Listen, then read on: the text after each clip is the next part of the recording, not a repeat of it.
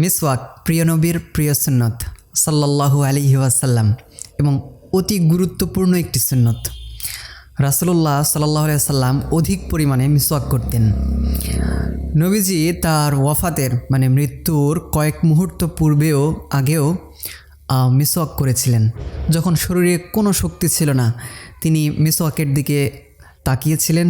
আয়েশা সিদ্দিকা রাদিয়াল্লাহু আনহা বুঝতে পেরে তিনি নিজে সে মিসওয়াক নরম করে মুখ দিয়ে চিবিয়ে দাঁত দিয়ে চিবিয়ে নরম করে রাসূলুল্লাহ সাল্লাল্লাহু আলাইহি সাল্লামের মুখে দিয়েছিলেন।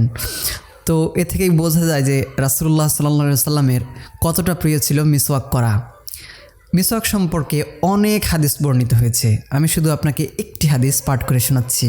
ইমাম আবু হানিফা রাদিয়াল্লাহু আনহু তিনি তার মুসনাদে এই হাদিসটি রিওয়ায়াত করেছেন। আবু হানিফা আন আলী ইবনুল হুসাইন আজ-জাররাদ।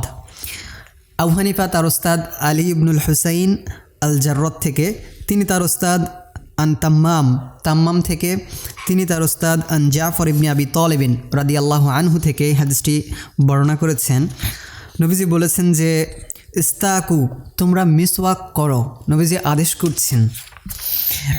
এরপর নবীজি বলেছেন যে ফালাউলা আন আশুক্কা আলা উম্মতি, আমার উম্মতকে যদি আমি কষ্টে না ফেলতাম, আমার উম্মতের কষ্ট হবে এই আশঙ্কা যদি আমি না করতাম, লা আমারতুহুম বিসওয়াক, আমি তাদেরকে মিসওয়াক করার আদেশ দিতাম, তাদের জন্য মিসওয়াক করা ওয়াজিব করে দিতাম।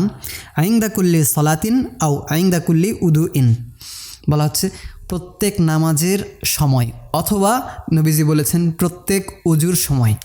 দেখুন মুসনাদুল ইমাম আযম হাদিস নাম্বার 48। এখন যে কোনো মুমিন যে রাসূলুল্লাহ সাল্লাল্লাহু আলাইহি সাল্লামের সুন্নতকে ভালোবাসে, তার জানতে ইচ্ছে করবে কখন মিসওয়াক করব।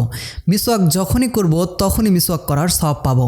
কিন্তু বিশেষভাবে 7টি স্থানের কথা বলছি, যে 7 জায়গায় মিসওয়াক করার গুরুত্ব অনেক বেশি। 1, উজু বা নামাজের আগে। 2, দাঁত বিবর্ণ হয়ে গেলে, দাঁত হলুদ হয়ে গেলে, অথবা মুখে দুর্গন্ধের সৃষ্টি হলে। 3, কোরআন তিলাওয়াত করার আগে অবশ্যই মিসওয়াক করব।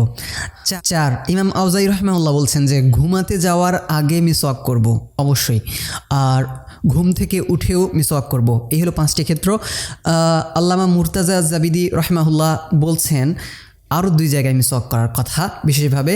সেটি হলো বলছেন যে স্বামী স্ত্রী যখন পরস্পরের সাথে স্বামী স্ত্রী সুলভ আচরণ করবে, যখন মিলন করবে তখন মিসওয়াক করবে, এবং কোনো মানুষ যখন বাইরে থেকে বাড়িতে প্রবেশ করবে, ঘরে প্রবেশ করবে, তখন মিসওয়াক করে প্রবেশ করবে।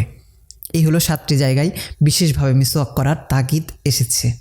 মিসওয়াকের গুরুত্ব বা ফজিলত আলোচনা করলাম। এরপর আলোচনা করলাম কখন মিসওয়াক করতে হয়। এখন আলোচনা করছি মিসওয়াক কেমন হওয়া চাই।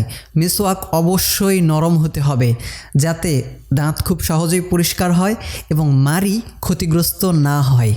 2 নম্বর কথা হলো মিসওয়াক নিমের হতে পারে অথবা পিলুর হতে পারে, যেটা সহজেই অল্প মূল্যে আমাদের দেশে পাওয়া যায়, অথবা আপনার যা পছন্দ, যা সুইটেবল আপনার জন্য, আপনি সেটা দিয়ে মিসওয়াক করতে পারেন।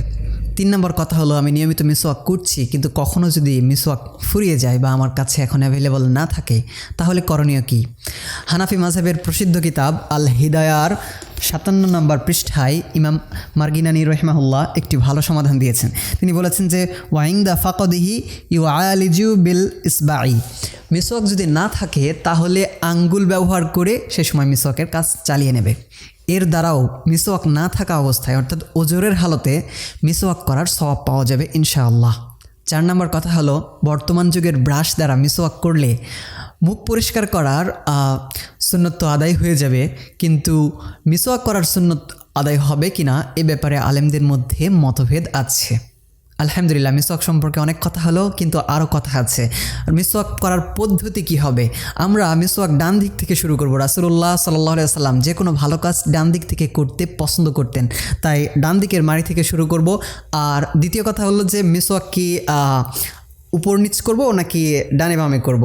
এক্ষেত্রে 2টি ঠিক আছে, আপনি উপর নিচে করতে পারেন, সুবিধা মতো ডানে বামেও করতে পারেন। তো আমাদের কোনো হুজুর পরামর্শ দিয়েছেন যে উপর নিচে মিসওয়াক করলে অনেক সময় দেখা যায় যে দাঁতের উপরে যে গোশত আছে এবং দাঁতের নিচে যে গোশত আছে এগুলো বড় হয়ে যায়, উপরে উঠে যায়, উপরের গোশত উপরের দিকে উঠে যায়, নিচের গোশত নিচের দিকে নেমে যায়, তখন দাঁত বড় হয়ে যায়, দেখতে অসুন্দর লাগে। এজন্য উপর নিচে না করে ডানে বামে করাটা বেশি ভালো সম্ভবত। 4 নম্বর কথা হলো কোথায় কোথায় মিসওয়াক করব। দাঁতের বাহিরের অংশে, দাঁতের ভেতরের অংশে, এরপরে মাড়িতে, এরপর উপরের তালুতে, এরপরে জিহ্বার গোড়াতে। তবে জিহ্বায় একটু আস্তে আস্তে করব এবং লম্বালম্বিভাবে করব যাতে কষ্ট না হয়। এরপরে জিহ্বার নিচে এবং পুরো মুখ, এক কথায় পুরো মুখে মিসওয়াক করতে হবে। শেষ কথা হলো মিসওয়াক অবশ্যই নরম হতে হবে এবং সুন্দর হতে হবে, যেন কোনোভাবেই দাঁতের বা মুখের কোনো ক্ষতি না হয়, কষ্ট না হয়। এবং বাচ্চাদেরকেও ছোটোবেলা থেকেই মিসওয়াকে অভ্যস্ত করতে হবে, যাতে তারা মিসওয়াকের দুনিয়াবি এবং উখরবি আখেরাতের উভয় প্রকার কল্যাণই হাসিল করতে পারে। আল্লাহ তাআলা আমাদেরকে এই সুন্নতের গুরুত্ব উপলব্ধি করার এবং সারা জীবন আমল করার এবং প্রতিদিন অনেক বেশি বেশি আমল করার তৌফিক দান করুন। আমিন। ওয়া আখিরু দাওয়ানা আনিল হামদুলিল্লাহি রাব্বিল আলামিন।